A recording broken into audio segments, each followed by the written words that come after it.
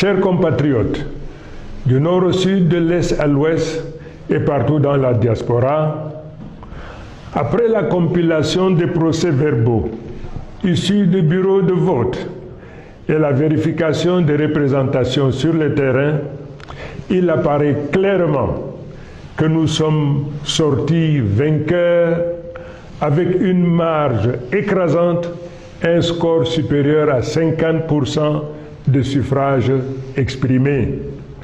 Un tel rejet, un tel désaveu prescrit au président sortant de faire preuve de courage, d'humilité, et au nom de la démocratie et des us et coutumes, appeler le vainqueur, le féliciter et lui notifier sa disponibilité à organiser une transition heureuse, mettant notre nation à l'abri des soubresauts et convulsions qui naîtraient d'une transition subie et non préparée. De la sorte, l'humanité entière reconnaîtrait en lui un homme de paix, soucieux de laisser un héritage dont on citerait l'exemple aux générations à venir. Mais hélas, telle ne semble pas être votre prédisposition. Mais malgré tout, sans arrière-pensée et d'un bon cœur, ma main reste tendue pour une transition pacifique. Mesdames et messieurs, il me plaît de rappeler avec force qu'en dépit de tous les obstacles érigés sur notre chemin, aujourd'hui, nous disposons de deux leviers. Celui qui confère l'adhésion populaire massive telle qu'illustrée lors de nos meetings et le respect scrupuleux du Code électoral en son article 113 qui nous autorise à porter à la connaissance du public des résultats tels que nous les avons énoncés. Incontestablement, ces deux leviers font de moi le président de la République légal et légitime.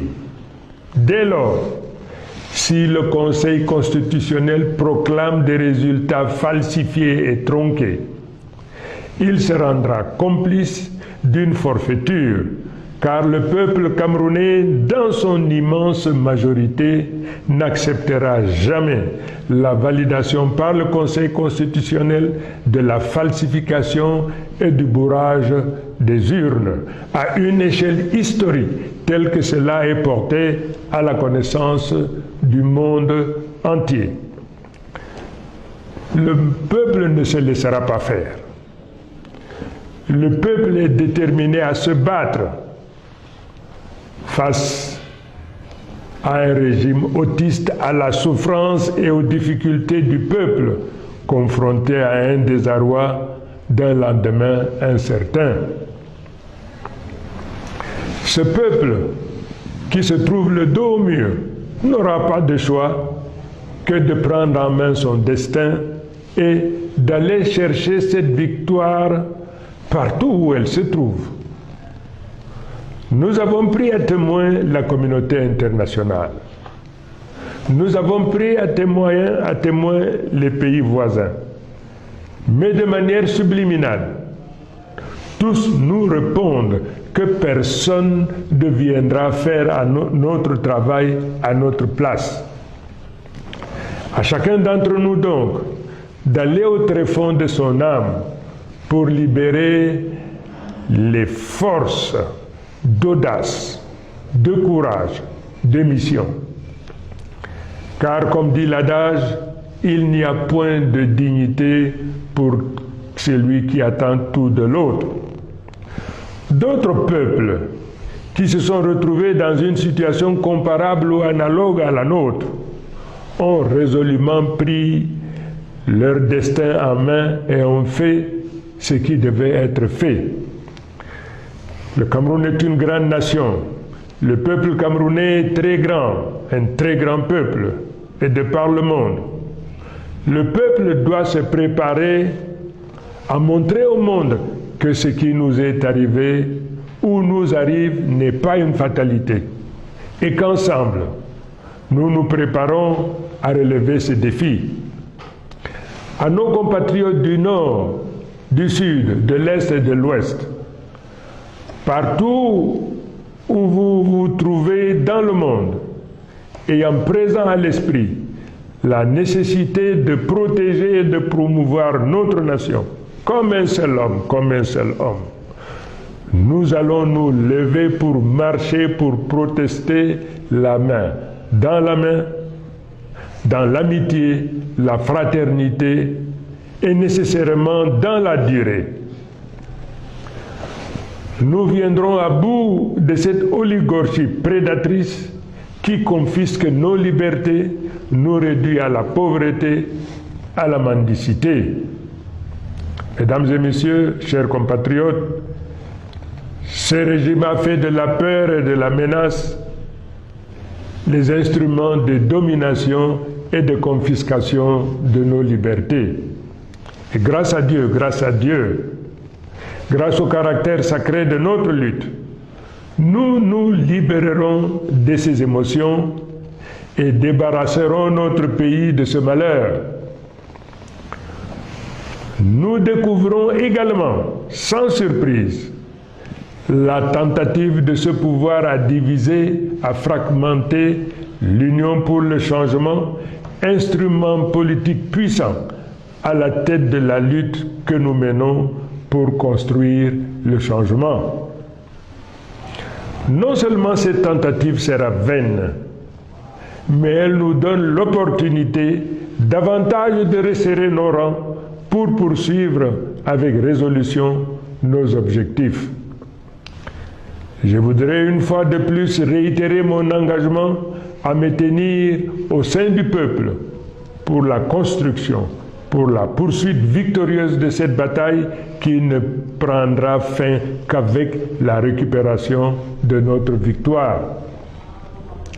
Au moment où je focalise mon attention sur notre problématique, j'apprends avec beaucoup de tristesse l'assassinat commis sur une enseignante, Madame Zuhaira, qui est tombée sur le champ d'honneur de la lutte pour notre liberté, pour notre dignité, pour qu'un nouveau jour se lève dans notre pays.